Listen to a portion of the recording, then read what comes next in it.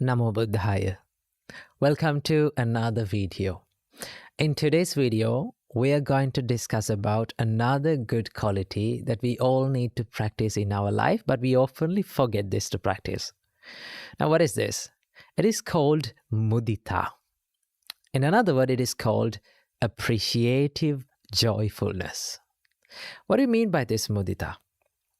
Mudita is the ability of being happy when you see someone else's happiness. For an example, let's say you're on social media and in the same time you're having a bad day. Now, when you scroll down, you see these nice pictures of people enjoying their life, living the best days in their life, being happy, and you're not having that life currently. In that case, what do you feel?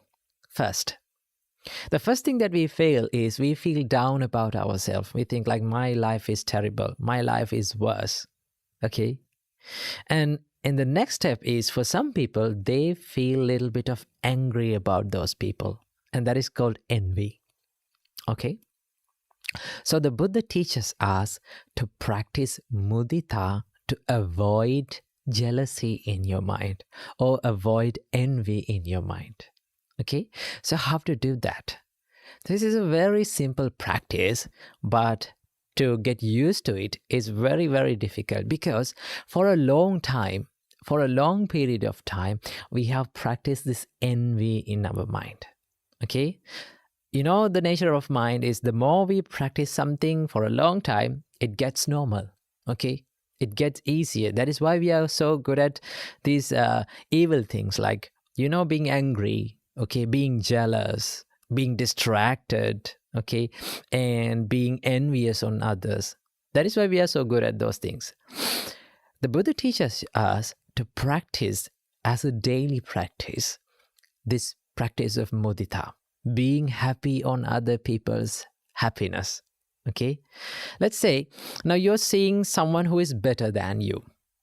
Okay, more successful than you, more pretty than you, more clever than you. Let's say you're seeing someone like that. The first thing that you have to do is you have to wish the well-being of them, right? Think like, may they be successful even more. May they be happy even more in their life. You have to wish this from the bottom of your heart. You have to mean it, and you have to feel it. Okay? When you do that, you feel happy. Okay? You don't feel the discomfort of envy. And also, in the same time, when you generate these mudita, thoughts of mudita, you generate a huge power in your mind to heal your mind and to be successful in your personal life. Okay? That is the power of mudita. Being jealousy, being envy on someone's life will never help you to be successful. Okay? Will never get you anywhere. One of the things that my teacher has taught me in my life is that don't be jealousy on someone's life, because jealousy will never help you to be successful. Okay? Jealousy will never help you to thrive and be more productive. And it will keep you in the same place, okay, without being successful, keep you in the same place, and it lets you to be angry on other people. So what we have to do, whenever we see some people who are better than us, we have to think that may they be better than us even more, okay? May they be happy in their life even more. And that is called mudita. Okay, you can do, and you can start this practice from the people who are around you. Okay, there are people around you in your home, in your family. Start from them. Okay, wish the well-being of people around you. Okay, wish the well-being of your neighbors, your people who are in your city, your classroom, your school, your country. Okay, if you can spread those thoughts of mudita, you try and say this, you will feel much better in your heart. Okay, even when you feel down, and even when you are in your bad days in your life, you can be happy about your life because you are not comparing your life to other people. The reason why we feel jealousy and envy in our mind is we are constantly comparing our life to other people's life. We are so good at that. The more we compare our life to other people's life, the more we feel down about our personal life. Okay? So this is not something that we have to do. Okay? Instead of harboring jealousy and envy in our mind, the Buddha teaches us, practice the thoughts of mudita. Be happy on seeing other people's happiness.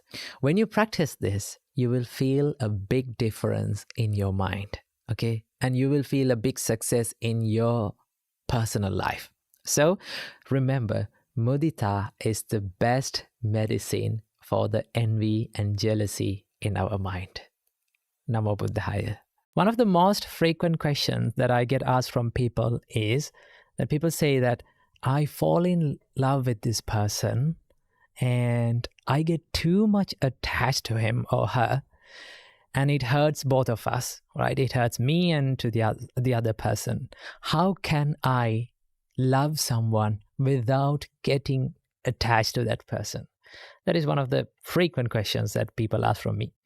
Well, to understand about this, first of all, you need to understand what is the difference between love and attachment. I'll tell you the difference. If you're in love with someone, if you fall in love with someone, this means the pure love, the love, I would say. You say that I need you to be happy. Okay? That's what you say. I need you to be happy. If that happiness includes me, that's much better. If it does not include me, it's okay. Anyway, I need you to be happy in your life. That is love. And in attachment, you say, you need to make me happy. Okay?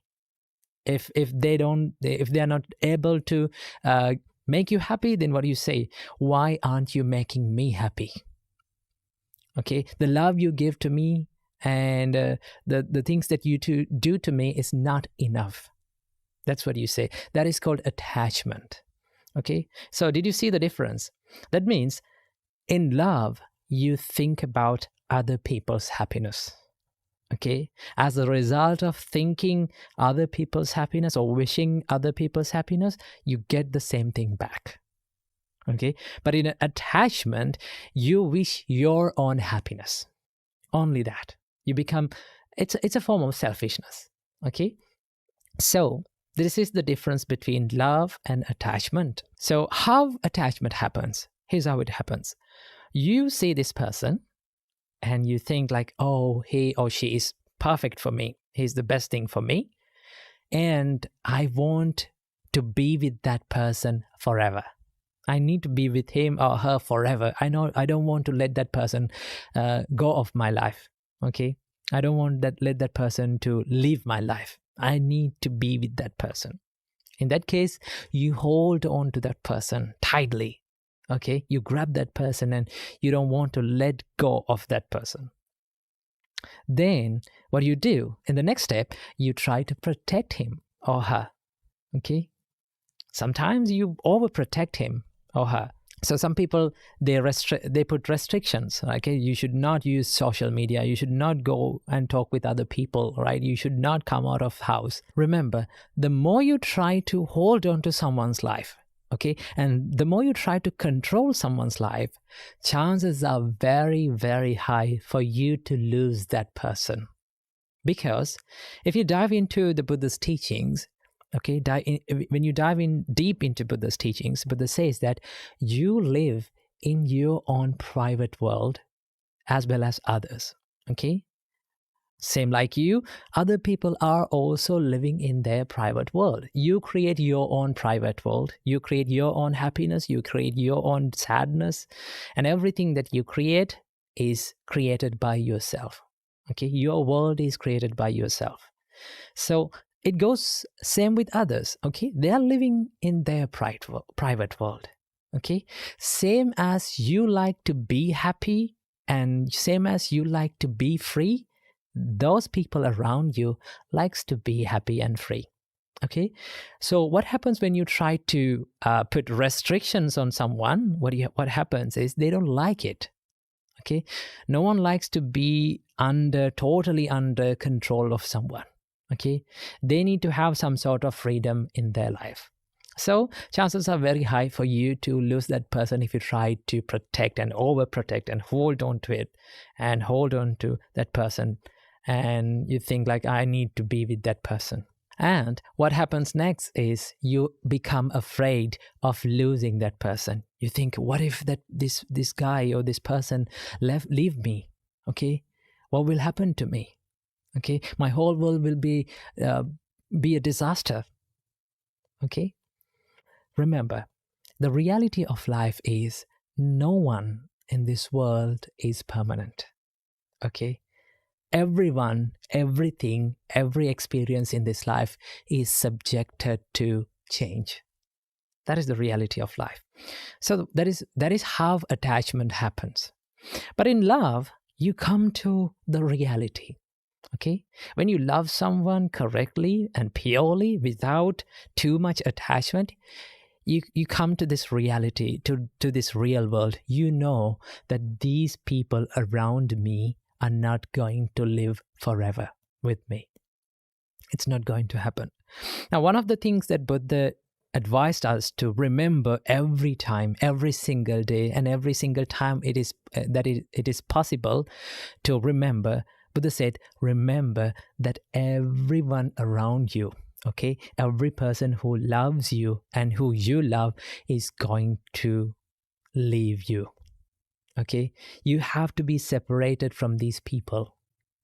I know it is painful. It is difficult to think because we love people, okay? We're afraid of losing them. But one day, in one way or another, okay, and sooner or later, this will happen. At least at the death, it will happen. So we have to leave these people around us.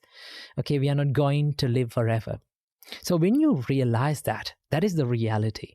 Okay, when you realize that, you come to the reality and think, okay, I have a very, very little time with these people. Actually, the life is short. Okay, if nothing happened to us, we will live only for maybe like 85 years. Who knows? Okay, so life is very short. Then you know that I'm not going to live with this person forever. So what do? You show your love, affection, kindness, and compassion to this person in the best way that you can in this little time, because you know that you have a very little time. Okay, so to love someone, you need to understand the reality of life. What is the reality of life? Everything is subjected to change. Okay, everything is ever changing. That is called anicca in Buddhism. Okay, it is not permanent, it is impermanent. The second thing is that everyone in their own world is suffering. Okay, we suffer in our own private worlds, right? So we have our own private and personal sufferings, same like that others also are suffering in their life. Okay, so if we expect that other people to fulfill all the needs and all the requirements 100% in our life, that's not going to happen. Realize it, okay? Because everyone personally is going through suffering. Understand about this. That is called dukkha. And the third one is that no one in this world is totally under your control. You cannot control people around you totally. Okay, that is called anatta.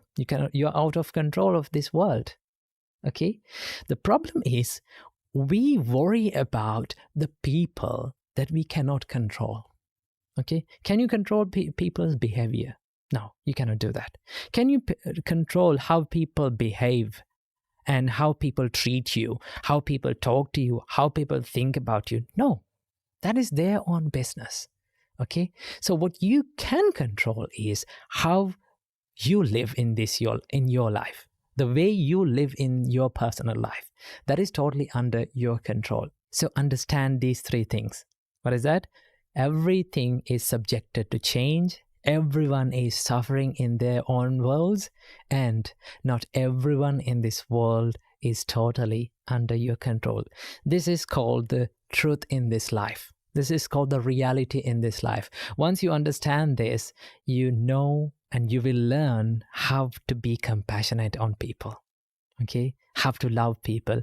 And then you can wish, no matter what happens to you, if you stay with me or if you did not stay with me, it's okay. I wish the good of you. I wish the happiness of you. Okay? Then that love will never hurt you. Okay? But attachment, when you get too much attached to people, it will definitely hurt you. So wish the good for everyone, wish the happiness on everyone, and then you will find the peaceness that you're seeking for in your life. Namo Buddhaya. Namo Buddhaya. Welcome to another video. Today, I'm going to introduce you to this basic and simple Buddhist practice. And this practice is known as Sila. Now, the word Sila is a Pali word that we can translate it to English as ethical conduct or virtue. Now, in Buddhism, the Buddhist teachings are always directed to the liberation of mind, or it is the ultimate goal of Buddhism, the liberation of mind from all the sufferings. To achieve this state, Buddha taught us that you should practice 3 practices. First one is Sila, which we are going to discuss today. It is called the ethical conduct. Second one is Samadhi. Samadhi means concentration. And the third one is Panya, or it is known as wisdom in Buddhism. So Sila plays a crucial role in Buddhism and Buddhist practice. So what do you mean by ethical conduct? Ethical conduct helps you to be disciplined from your body and from your words. Okay? So once you become disciplined from your body and from your words, then normally your mind will be disciplined. So these are coexisting, okay? That means these practices help each other, okay? Once you become disciplined with your mind, you can be disciplined from your body and from your words. Or if you become disciplined from your body and words, normally, automatically it happens that your mind will be disciplined. So that is why the Buddha introduced us these ethical conducts or practice of virtues in Buddhism. Now, basically, Buddha taught us that we need to practice 5 precepts. Okay, these are 5 guidelines that Buddha taught us to practice in daily life. Now, for someone, you may feel like they are a set of rules, but in reality, Buddha never imposed rules on anyone. Okay, these are guidelines, and these are the things that Buddha teaches us to practice because Buddha saw that there are disadvantages if you break these guidelines. For an example, the first practice of Sila is to abstain from killing beings. Okay, so when you kill animals, there are so many disadvantages that comes to your life, and also you acquire a bad karma because your actions and your intentions are unwholesome. Once you kill animals, kill living beings, your intentions are unwholesome. So through unwholesome intentions and actions, what will happen? You will gain bad karma. And that bad karma will lead to suffering in one's life. And that is why Buddha said, there are disadvantages and there are bad consequences when you do these things. Okay, when you kill animals, when you steal, there are disadvantages that comes to your life. So as beings who likes to be happy in your life, okay, in your personal life, if you like happiness, then stay away from these bad deeds or unwholesome deeds. So abstaining from these unwholesome deeds is known as precepts in Buddhism, or Sila, or virtue in Buddhism. Okay, so there are mainly 5 precepts that we all need to practice. The first one is abstaining from killing beings, staying away from harming anyone's life. Okay, first one. The second practice is abstaining from stealing, abstaining from taking anyone's possessions without permission, okay, without asking. That is an unwholesome deed, and that has many bad consequences. Okay, people have to suffer if they do that. Second one is, Buddha said, abstain or stay away from sexual misconduct. Okay, because when you engage in sexual misconduct, that leads to many bad consequences in your relationships. Okay, so Buddha said, stay away from sexual misconduct. Third one is abstain from or stay away from lying. Okay, when you lie, you break the trust of people. Once you break the trust, there are many problems in your life. Okay, there will be many problems in your life. So Buddha said that stay away from lying. And as the final precept, Buddha said that stay away from intoxicating yourself. Stay away from using drugs and other intoxicants. Okay, because that leads to a lot of sufferings in your life. So these are the main and basic Buddhist practice or sila or precepts that all the Buddhists practice in all around the world. Okay, so basically these precepts or these virtues helps you to develop a better life and a happy life without regrets. Once monk Ananda asked from the Buddha, what is the purpose of practicing ethical conduct? Then the Buddha said, you should practice ethical conduct to stay away from regret and remorse in your life. Now, if you look at these things, if you look at these 5 precepts, killing, abstaining from stealing, abstaining from sexual misconduct, abstaining from telling lies, abstaining from using intoxicants, if you do these things, what will happen? At the end of this deed, there will be nothing but the regret. Okay, you end up regretting yourself, like, why did I do that? Okay, so Buddha said that that is one of the major harms to your life, to your spiritual life, for someone who is engaged and for someone who is seeking the peacefulness in your life. So Buddha said, practice a virtuous life and a clean and a pure life to be happy inside. Once you know that you are happy and you are clean and pure in your mind, in your character, then it will give you a big happiness to your life. So that is why we need to practice these virtues. Okay, that is the purpose of sila. So understand this simple Buddhist practice and try to practice these precepts in your life. Namo Buddhaya. Namo Buddhaya. Welcome to another video. Today, I'm going to answer a question from the comment section. Now, a couple of weeks ago, I came across this comment asking, how can we make correct decisions in our life? How can we make correct choices in our life? Well, to learn about this, let's take a look at a sutta from the Buddha's teachings. Okay, there's a sutta named Ambalattika Rahulovada Sutta. In that sutta, Buddha advises monk Rahula. Buddha asks from monk Rahula, Rahula, what do you think about this? What is the purpose of the mirror? Then monk Rahula says, the purpose of the mirror is to check our reflection, sir. Then the Buddha says, same like that, whenever you are going to do anything from your body, from your mind, from your words, you have to do it after repeatedly checking on it. Okay, you have to be mindful and you have to think about it, you have to check it, and then after that you have to do it. Then in that sutta, Buddha further explains how to repeatedly check our actions. Buddha says, whenever you're going to do anything from your body, let's say you're going to do something from your body, okay, then you have to think like this. Buddha says, is this deed that I'm going to do now hurts myself? Is it going to hurt myself? Or is it going to hurt others, other people around me? And the Buddha says, you have to think that is it going to hurt both of us, for me and for the others? Okay? And then the Buddha says that you have to think that is it a skillful thing or a good thing or a wholesome thing or an unwholesome thing? Does it give happiness to my life? Does it bring happiness and mental serenity and calmness to my life? Then the Buddha says that if you find that action that you're going to do is unskillful and it hurts for yourself and to the others, and it is unskillful and it brings suffering to your life, then you should, by all means, you should not do it. Okay?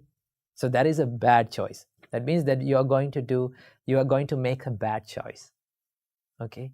Then the Buddha says, if you find the action that you're going to perform in your life, okay, if you're going to perform an action which is good, which brings the happiness to your life, which makes the happiness and which benefits for you and for the others and both of you, if it is skillful, then by all means you have to do it. Now, what does Buddha means in this advice? Buddha says that means you have to, before you are going to do anything from your body, from your mind, from your words, you have to be mindful. You have to think, what am I going to do now? Right? Is it good or bad? Is it wholesome or unwholesome? You have to think about the consequences of your choices. If you are aware of the consequences of your choices, then you will make good choices. Okay? Most of the time, the reason why we are making bad decisions and bad choices is we are not aware of the consequences of that action. And we are not mindful about what we are doing now. So, in your life, before taking any decision, just pause, take a rest, and pause and think, hey, what I'm going to do now, is it beneficial for myself? And is it beneficial for others? Okay? And does it hurt myself? Does it hurt others? Okay? When you think about that, you can make correct decisions. Okay? And you have to be brave enough to choose the harder path, difficult path, because making correct decisions and doing good things is not an easy task. It is always difficult. Although it is difficult, if you practice it, if you constantly do it, no matter what happens, you can bring the happiness to your life. So the best thing to do to make correct decision is to pause first, okay, and think about it, repeatedly check on it, and be mindful and consider whether it is going to be beneficial for my life or to the others, and then make correct decisions. That is how we make good choices and correct decisions in our life. So that is what I have to share in this video. So I wish you all, may all of you be happy and safe forever. Namo Buddhaya. Have you ever wondered why some people are so good and so clever in what they are doing? Maybe there are some people who are studying with you, maybe some people who are in your workspace. There are some people who are very clever and very capable of doing in their profession.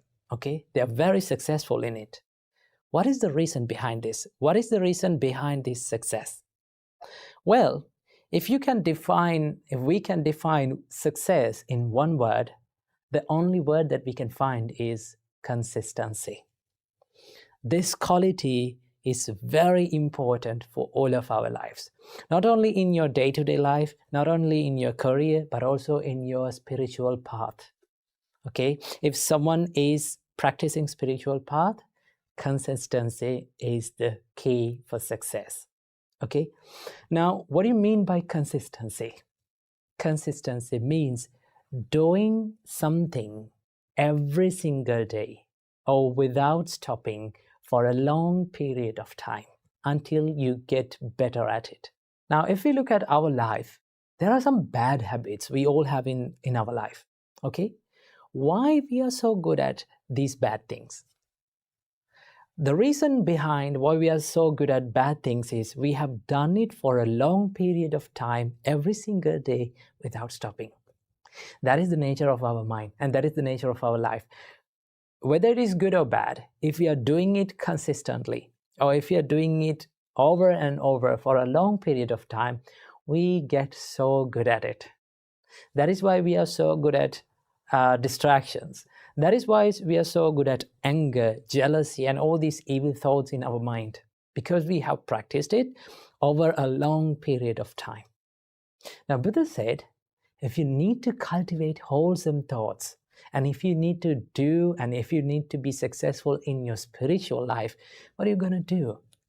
You have to cultivate and you have to practice these wholesome thoughts or wholesome activities for a long period of time without stopping, okay? Every single day, okay? Let's keep the spiritual life for a part. Let's take the studying and education. Now, if you're someone who is studying and if you're someone who is focused on education, what do you have to do? You have to keep studying, okay? Sometimes you find very difficult and very challenging to keep studying. Why? Because our mind gets distracted, okay? Sometimes we lose our focus. Now, in that time, so many of people, they complain that I cannot study. Okay, I'm distracting always. What is the reason? Why? What is the problem with me? Well, the only problem behind the failure or the unsuccessfulness is lack of consistency. Sometimes we try to study and then we feel tired and we feel less focused and then we give up. Okay, and then after maybe like 2-3 days, again we try to study and then again the same thing happen and then we give up.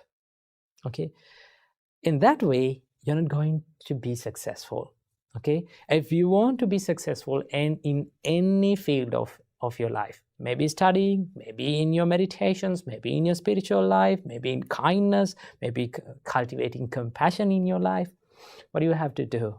You have to be consistent. That is the only way to be successful in anything. I can still remember when we came to become monks, okay, on the first day, our monks gave this first advice to us. That is, they said that it takes several minutes to become a monk physically, okay? It takes a few minutes to make your body a monk, but it takes years and years, maybe lifetime, to be a monk from your mind. You will fail, you will be unsuccessful in some parts in your life, but you have to keep going. Do not ever quit.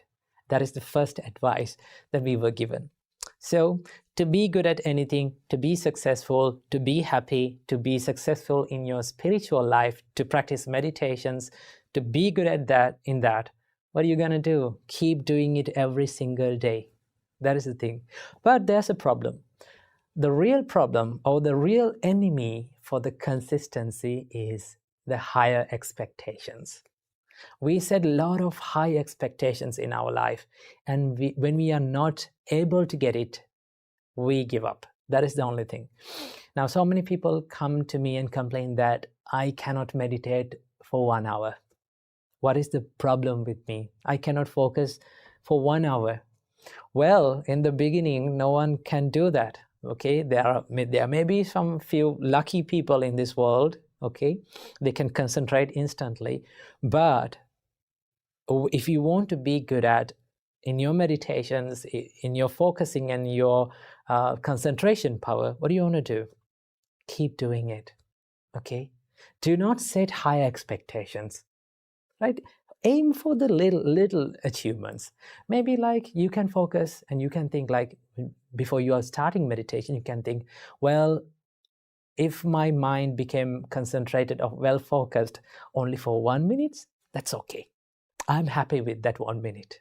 Okay, when you focus on that, you can easily achieve it.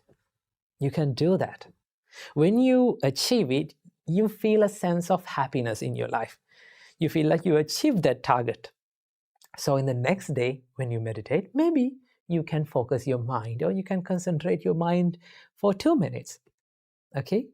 So if you keep on focusing on little achievements and without having high expectations in your life in the first time, then you will be good at maintaining your consistency. Because sometimes when we don't see results, okay, when we don't get results quickly as we want, we just give up. That is the biggest problem in our minds. Okay, To be successful, you need to spend a period of time that you are not seeing the results. Okay? One day I was climbing, and in Sri Lanka, we have a nice mountain where we climb to see the Buddha's footprint. Okay? That is called Adam's Peak, or the Threefold in Sri Lanka. So once we were climbing, we could not see the mountain top. We don't know where we are going. Okay, so one monk said to me, it doesn't matter, you cannot see where you are going, but if you're clear in your next step, take that step. Okay, and if you're in the correct path, no matter how fast or slow you go, you will go to your destination that you want to go. So always remember that it doesn't matter how fast or how slow you are moving towards success. The most important thing is that whether you are going to do it every single day in the correct way or not.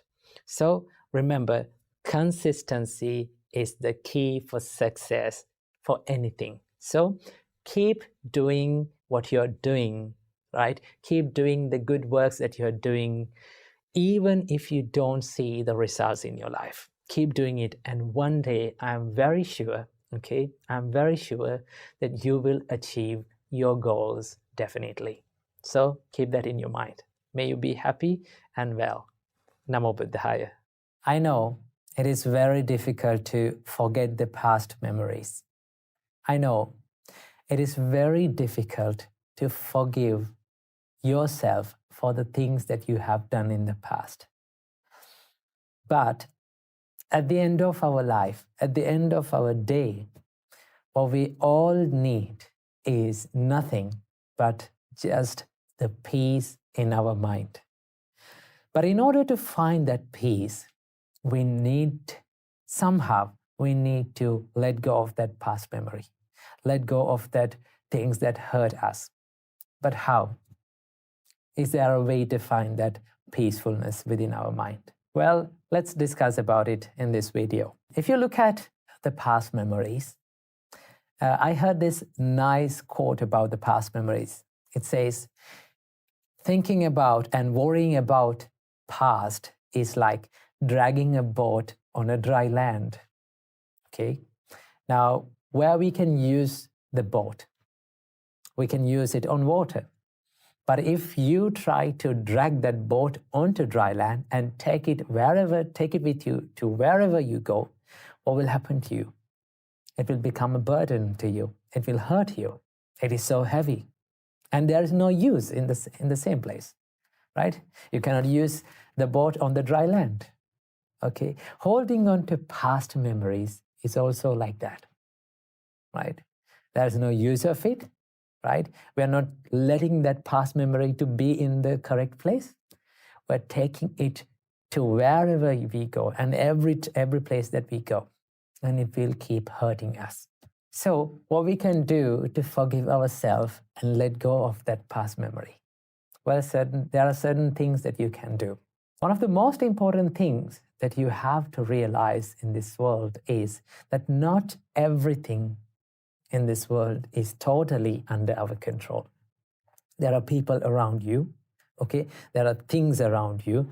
There are certain things that is happening around you, but not everything, not every one of them is totally under your control, okay? We have to deal with it, but it is out of our control. How people treat you, you cannot do anything about it. How people think about you, you have no control over it. How people talk to you, how people behave in front of you, the things that is happening in this environment, in the nature, there are things that is out of our control, okay?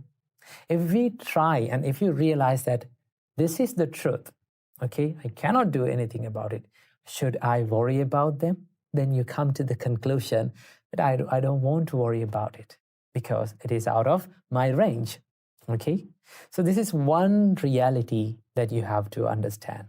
The world is not totally under your control. Why? Because we are so busy in our life trying to control the things that are around ourselves that are out of our control. Okay? So realize that not everything is under your control. And the next thing that you have to do is, this might surprise you. Now, a lot of people are trying to forget the past memory. Okay? I would say, don't try to forget past memories. Okay? Don't try to do it. What will happen if you try to do it? The more you try to forget something, the more it will haunt your mind. Isn't that true? Just do it practically, right? Try to forget something, it will come back to your mind. Okay? I would say, rather than trying to forget the past memory, I would say, let it fade away from your life. Okay? Let it fade away. How to do it? Fading away is happening with time. Okay? It takes time. It's something like healing a wound. Okay? To heal a wound, it takes time. Okay? So what we have to do is, we have to give less attention to that memory. Okay? Now, most of the time, what happens in us is, when past memories haunt us, we give so much attention to it.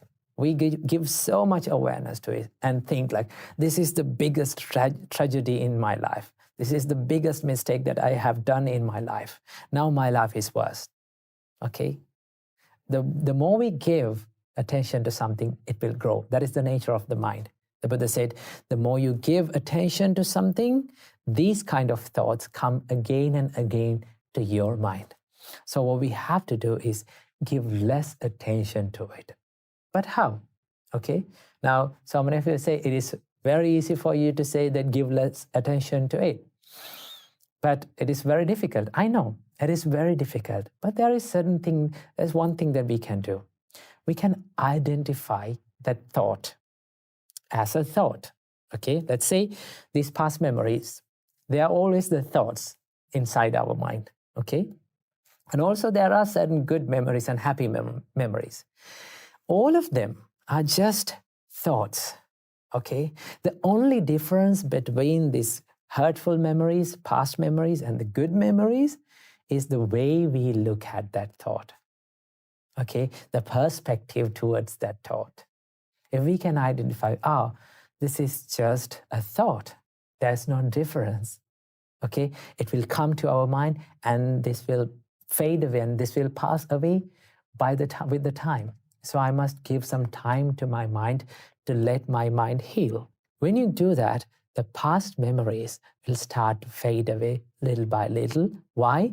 Because you are giving less attention to it. Okay? Then there will be a day that comes, then you come to a conclusion and you will realize that these past memories are no longer hurting you. Okay? In my life, I had bad memories. Okay? The reason why I'm telling this is because I've been in the same situation as you guys. Okay? There was so many past bad memories and mistakes that I have done in the past, but when we give less attention to that, it will fade away. Okay?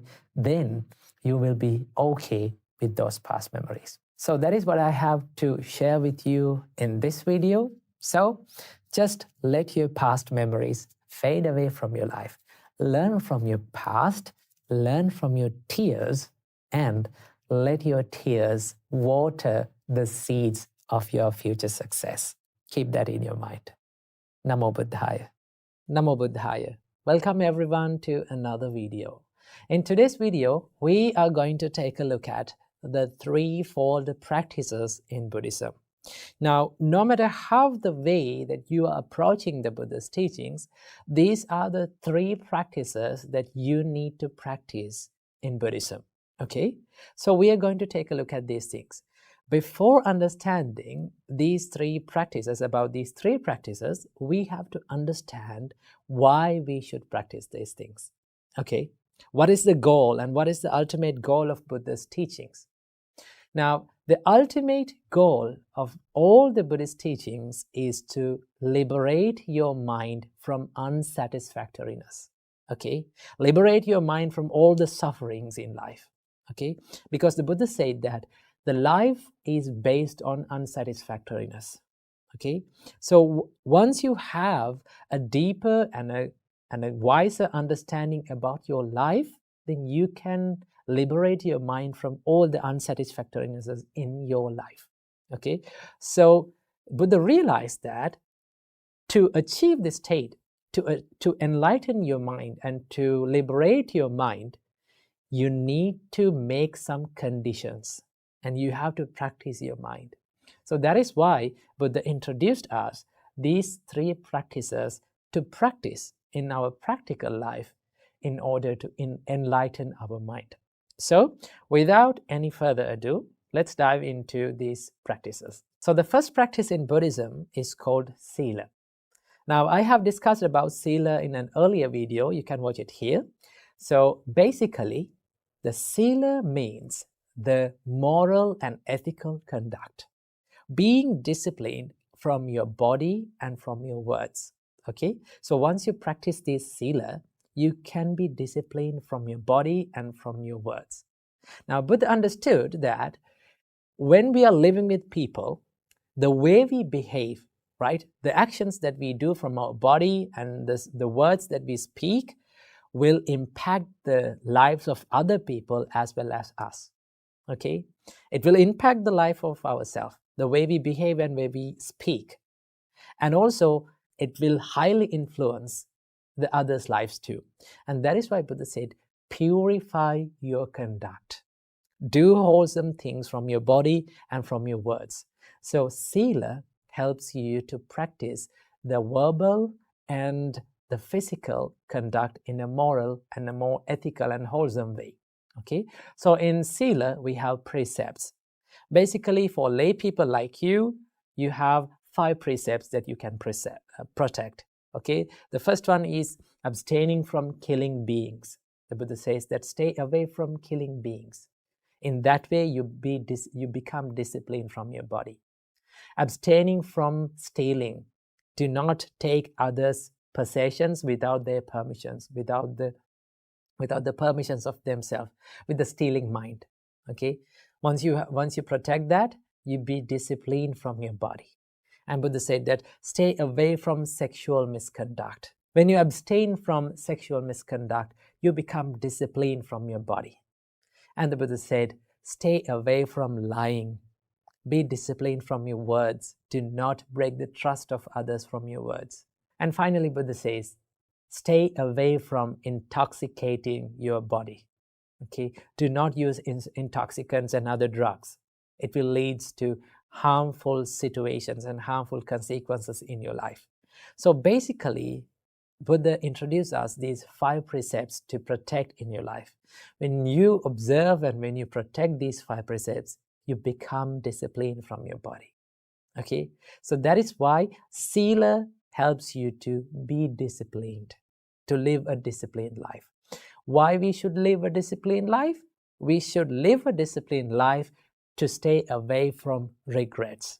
Because when you look at these 5 precepts, if you engage in these things, if you kill animals, if you steal others' possessions, if you commit sexual misconduct, if you lie, and if you intoxicate yourself, what will happen? There will be a lot of regrets in your life. And also there will be things that you have to worry about. That is why Buddha says, stay away from these 5 things and you will live a regretless life. Okay, so that is the first practice. Moving on to the second practice, we have Samadhi. Now, Samadhi can be translated as concentration or mental peacefulness inside your mind. Now, remember, this Samadhi is supported by the first practice that is called the Sila. The Buddha said, when you practice Sila or when you live a moral and ethical life, what will happen? You will have less regrets in your mind. You will have no regrets in your mind.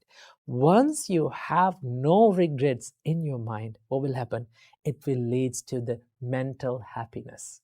Because most of the people, they worry about the things that they have done in the past. Okay? Unwholesome things that they have done in the past.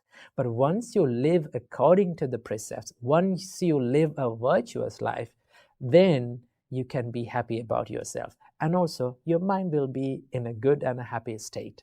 That is why this Samadhi is supported by the Sila. Now, why we need Samadhi? Now, we need Samadhi to think clearly. Because you know that when your mind is busy, when your mind is scattered, and when it runs here and there, it is very difficult to think clearly. Now, Buddha considered that thinking clearly and thinking freely is a great benefit to understand the reality of your life. And that is why we need to practice Samadhi. For practicing Samadhi, Buddha introduced many meditations. So one type of meditation is called Samatha meditation. Samatha meditations helps you to condense your mind and find that peacefulness inside your mind. Okay? It includes loving kindness meditations, breathing meditations, mindfulness meditations. All those meditations will help you to achieve a peaceful and a calm life. Okay?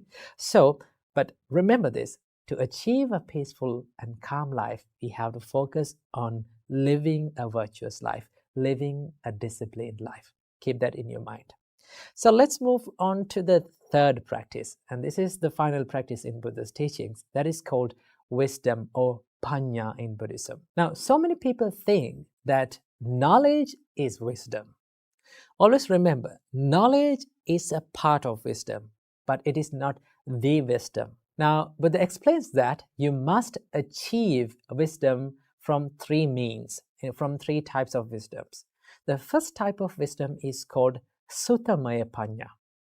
Suttamaya Panya means the wisdom that is gained through learning. Okay, you can learn, you can read, and you can listen to sermons, right? That is called the knowledge. Of course, wisdom has a part of knowledge. And also the second type of wisdom is called Chintamaya Prajna. Chintamaya Prajna is the wisdom that is gained by wisely reflecting. Okay, the wisdom that is gained by wisely reflecting on what you have learned, the reality of your life. When Buddha teaches about the reality of the life, when Buddha teaches about the impermanence and the reality of all the things, you have to wisely reflect on it. Okay, you have to think upon it. And once you think and once you wisely reflect on it, you gain the wisdom. You gain a deeper understanding. Okay, that is called Chintamaya Prajna, the wisdom that is gained by wisely reflecting. And also in the third type of wisdom, this is the most important type of wisdom, that is called Bhavanamaya Prajna, the wisdom that is gained by practicing. Okay, now the wisdom that is gained by practicing is supported by all those two wisdoms, Chintamaya Prajna and Suttamaya Prajna, the wisdom that is gained by listening or learning, and also the wisdom that is gained by wisely reflecting. Now, Buddha says, when you learn and when you think and when you wisely reflect on it, then you can apply it to your practical life by doing meditations, by doing it practically. Okay, many of the people believe that Bhavanamaya Prajna is only based on meditations. No, Bhavana does not mean only the meditation. It gives the meaning of development or practicing. Okay, so you have to look, how can I apply these Buddha's teachings? How can I practice these things in my practical life? Once you do it, your wisdom will be developed. That is how you practice the wisdom in Buddha's teachings. So basically, these are the three main practices in Buddhism. Sila gives you the ethical and wholesome bodily and verbal conduct. And Samadhi will help you to develop a concentrated and a calmer and a peaceful mind. And Prajna gives you a deeper and a wiser understanding about the reality and our existence and all the experiences that we go through in our life. Once you practice these three practices, you will be directed. Your life will be focused on liberation. Your mind will be well prepared for the liberation and to a deeper understanding about the life. So These are the 3 practices that we practice in Buddhism. Try to practice these things and try to apply it to your practical life. Wish you all happy and a peaceful life. Namo Buddhaya. When life hits you hard and when you are in that dark place, sometimes we make excuses saying that this is my destiny, this is my fate, and this is my bad luck, and this is my karma. Well, what if I told you not everything that happens in your life is your bad luck? It is not always according to your destiny or fate. There are certain things that we can do to change our destiny and fate. Okay, so let's discuss about it in this video. Now, some of you have been asked in the comment section that is everything that happens in life is predetermined or due to karma? Okay, so I'm going to give you the answer for this question. Before giving the answer to this question, let's look at how Buddha taught about this perspective. The Buddha says, those who hold on to the idea of everything that happens, every experience that happens in our life is predetermined, whether it is good, bad, or neutral, that every feeling, every experience in life is predetermined or is due to bad karma or karma that is in the past. That perspective, that weave leads to inactivity, or that weave make that person a lazy person. So the Buddha says, just because this is your bad luck or destiny or karma, you should give up trying. The Buddha never says like that. The Buddha says, always try something to make your life a better one. Okay? The Buddha says, there are certain things that can be done to change our destiny. Okay? Now, so many of you believe that destiny cannot be changed. Well, it's wrong. Destiny can be changed according to the choices that we make right here, right now.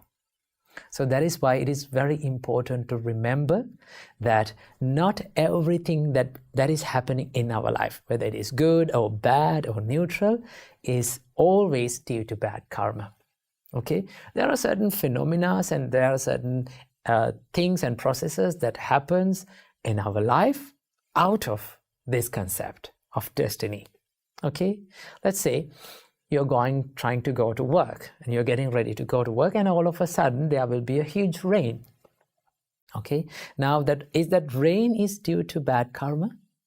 No, that is a phenomena, and that is a process that happens in this environment. Well, rather than complaining about this bad karma, rather than complaining about our destiny, why can't we choose to do something about it? Why can't we try to change the situation? If we can change the situation, then definitely we can do it. That is why there's a great saying that says, if you have a problem in your life, okay, if you can do something about that problem to change that problem or make it a better one, okay, come out of that problem, then you should not worry about it, because certainly you can do something about it. Okay, and there are certain problems that appears in your mind and in your life that you cannot do anything about it. Well, if you cannot do anything about it, we should not worry about it. Okay, so that is why always remember, karma is a bigger part in our life. It plays a bigger role in our life, but we can change certain things. Okay, we can change our destiny by choosing to make correct choices in this present moment. So that is why what I have to share in this video today, never ever believe that your destiny cannot be changed. You can choose to do it by making correct choices. Work hard and do not ever give up in your life. Namo Buddhaya. Namo Buddhaya. If there is one simple word that we all struggle to say, and that is no. N-O, no. Two simple letters, one simple word, but saying no can be the most hardest thing in life to do. Why we struggle to say no? The reason why we struggle to say no is because we have gotten used to say yes to many unimportant things in life. Okay? When we say yes to unimportant things in life, what happens to us? We miss the chance and we miss the time to say yes to the important things in life and to the things that really matters to us. Okay? And that is why we need to learn how to say no to unimportant things and how to say yes and how to be more focused on saying yes to the important things in life. Okay? So the reason why I'm doing this video is because a couple of days ago, I came across this word. When I was chanting, I came across this word in Karaniyametta Sutta. The Buddha says, appakicho, do less. If you practice the Buddha's teachings, if you practice the spiritual path, or in any area of your life, you have to do less. Do not do more. Now, the society says the quite opposite thing to us. The society says that do more. The more you do, the more you achieve. Do many things as much as you can, then you will achieve. But turns out doing more will not help us to be more productive. Okay? To be more productive in what we are doing. To be more productive what really matters to in life. So that is why we have to master to say no to certain things in life and really be focused on what really matters to us. So from this video, I'm going to be sharing with you 5 tips that will help you to say no to unimportant things in life and to say yes and to be more focused on what really matters to you. Before learning how to say no to unimportant things in life, we have to understand why we say yes to unimportant things in life. The reason why we say yes to unimportant things is because of fear most of the time. Sometimes it is because of the fear of missing out. Sometimes it is the fear of letting someone down. Sometimes it is the fear of the only one to say no. Okay? Sometimes it is the fear of making the wrong decision. So that is why we say yes to unimportant things in life. And sometimes we say yes not only to the people, but also for the things in life. Okay? For an example, let's say you're studying. While you're studying, you have the mobile phone beside you. Okay? All of a sudden, you see a notification pops up on your phone. Now, you know that you're studying and you know that you have to be really focused on that. Okay? But you pick up the phone and you check what it is. Sometimes it is not necessary for you, but you check it and you say yes to that distraction. Let's say sometimes you plan to learn or to meditate in an evening. All of a sudden, you get a call from your friend and say that they ask for you to come with them to go shopping, maybe go to a party or to go to a walk. Because of fear of putting that person down or letting that someone down or to say no, we say yes to them. Okay? So when you say yes to them, sometimes we miss the chance and we miss that valuable time to be focused, to be more focused on what really matters to us. Okay? What really helps us to achieve our larger purpose in life. And that is why we have to learn how to say no correctly. So here are the few steps that you can help you to achieve that. The first step to saying no to unimportant things in life is to build a good self-awareness. Okay? You have to have a good understanding what really matters to you and why you say yes to certain things and why you say no to certain things. When you're aware of that, then you can easily say yes to important things in life and no to unimportant things in life. So before saying yes to something, just ask from yourself this question, why? why am I saying yes to this? Okay, before saying yes to something or to a person, just figure out why you say yes to that person or why you say yes to that thing. Okay, before you say no to certain things, you have to figure out why you are saying no to certain things in life. For an example, let's say you need to check your mobile phone. Okay, your mind says to check your mobile phone. Before doing that, you have to ask from yourself, why? Why am I doing this? Why should I do this? When you ask from yourself that question, you become more aware of yourself. You become more aware of what you're doing. The Buddha says, before you do something or before you say something, just ask from yourself that is it helpful for me? Is this thing that I'm going to do is helpful for me or helpful for others? Is it good for me? Is it good for others? When you ask from yourself that question, and if you come to the answer that, yes, this is really worthy of saying yes, this is really worthy of saying, this is really important to me, then do it. But if you come across the answer that, no, this doesn't really matters to me, okay, it is not important to my life, then by all means, do not do it because it steals your time, the valuable time in your life. So the first step of saying no, learning how to say no to unimportant things in life is to build a good self-awareness.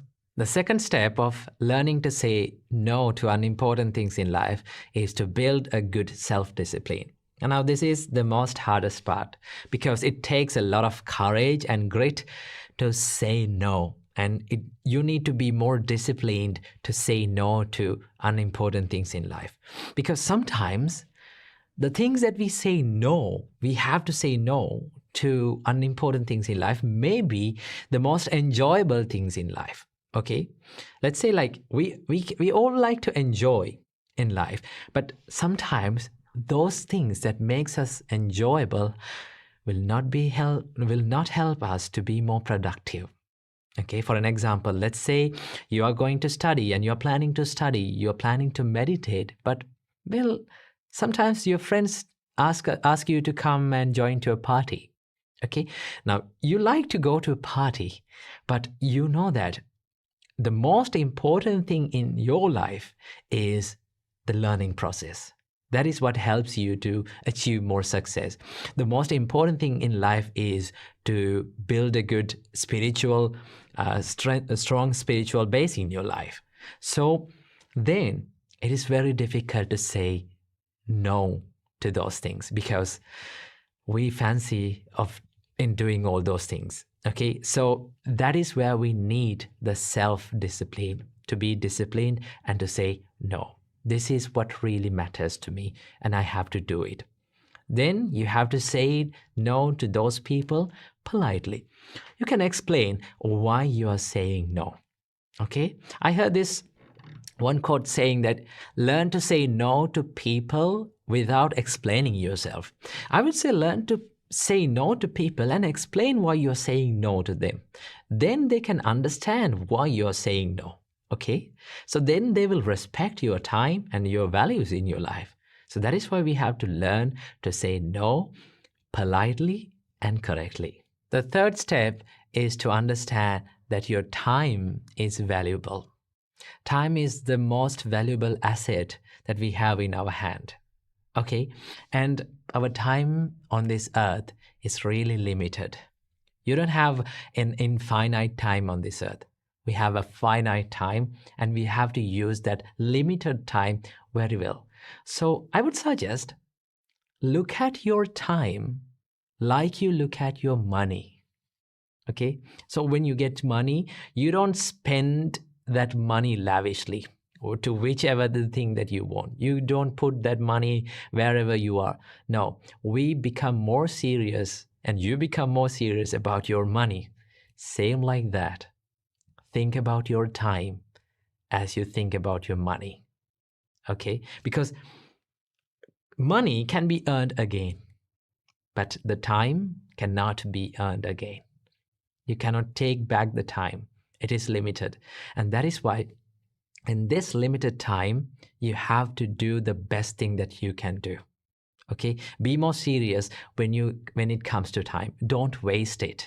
Okay, it is the most valuable asset that we have. If you value time, if you respect your time, then you can say no to unimportant things, and then you can learn to say yes to what really matters in your life.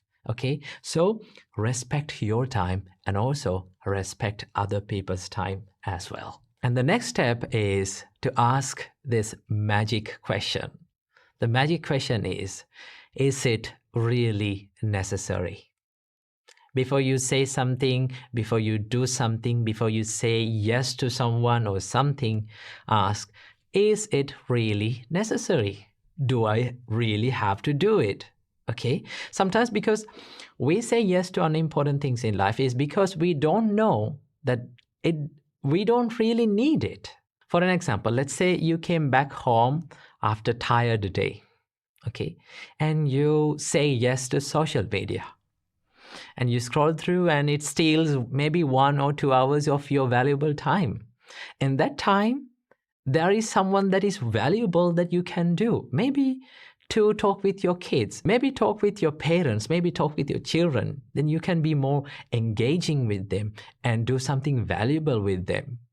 Instead of hanging out in social media and wasting that valuable time, just we can do something valuable. Before doing that, we have to ask, is it really necessary? Do I really have to do it? Then you can decide what to say no and what to say yes. Okay? So keep that in your mind. And the final step is to figure out what is really important to you, what really matters to you. Now, the most of the time, the reason why we say yes to unimportant things in life is because we haven't figured out what really matters in life. Okay, what really matters to us. So that is why if you have a good understanding what is the larger purpose of your life, what really matters to you, what is really valuable in your life, you can be more focused on that and say no to other things in life that really never helps you to achieve the larger purpose in your life. So I would suggest take a quiet time in your day to figure out what really matters to me today. What should I do, and what is the most important thing that I should do today to achieve the larger purpose of my life? In that way, you will have a good understanding what really matters in your life and the things that don't really matter in your life. And be more focused in doing those things. Sometimes it is more enjoyable doing unimportant things in life. But although it is enjoyable, although it is hard to say no to all those distractions, we have to say no to them, because those are the things that prevents us engaging and achieving the larger purpose in our life. So finally, these are the tips that you can practice to say no to unimportant things and to say no to distractions in your life and to be more focused on what really matters. So finally, saying no can be really hard. I know it is really hard, but in order to achieve a happy life and a calmer life and a more disciplined life, we have to say no, and we have to learn to say no to unimportant things in life. So practice these little tips and then you'll be happy in your life.